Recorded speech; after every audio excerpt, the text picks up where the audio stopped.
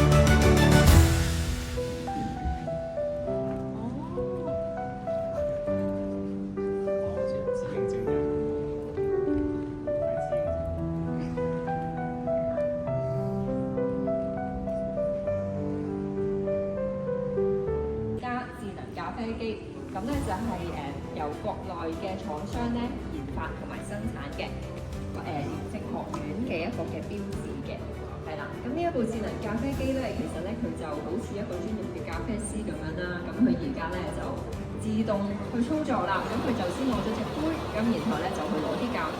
咁你見到咧佢都會識得自己調節嗰個杯嘅角度啦。咁去攞一啲嘅咖啡嘅。咁過去50年咧，我哋都同香港市民一齊咧去打擊貪污啦。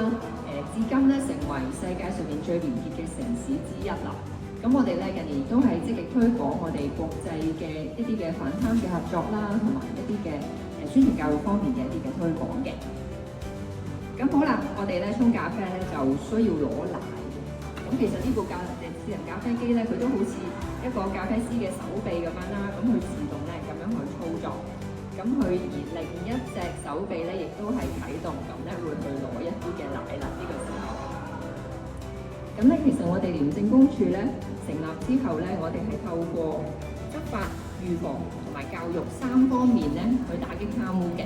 咁大家咧平時睇電視啦，或者睇戲啦，都見到我哋廉政公署人員咧喺執法方面嘅工作嘅。咁其實除咗執法之外咧，我哋都設有防止貪污處同埋社區關係處嘅。咁社區關係處咧就負責做教育嘅工作啦，防止貪污處咧就係做防貪嘅工作嘅。咁啊好啦，見到咧另一隻手臂咧，而家都佢自動咧會去攪勻啲奶啦，咁然後咧就將啲奶咧加落去呢杯咖啡度啦。咁而呢部機器咧都非常之先進啦，咁佢自己咧會做一個嘅清洗嘅程序嘅。好啦，咁頭先咧呢位朋友咧就揀咗一個標誌啦，咁而家咧就會做一個嘅打印技術，將個標誌咧就印喺嗰個咖啡面。咁大家放心喎，咁用呢一啲嘅即係呢啲嘅就唔係用墨水去做打印嘅，而係用一啲嘅朱古力粉咧去做呢一個嘅打印。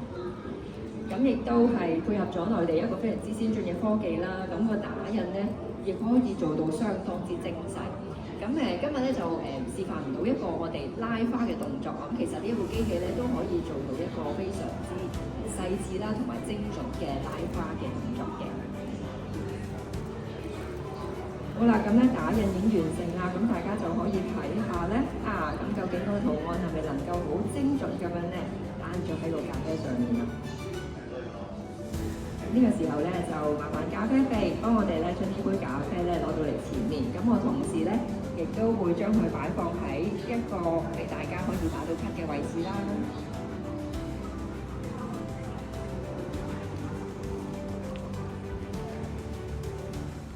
都好細緻。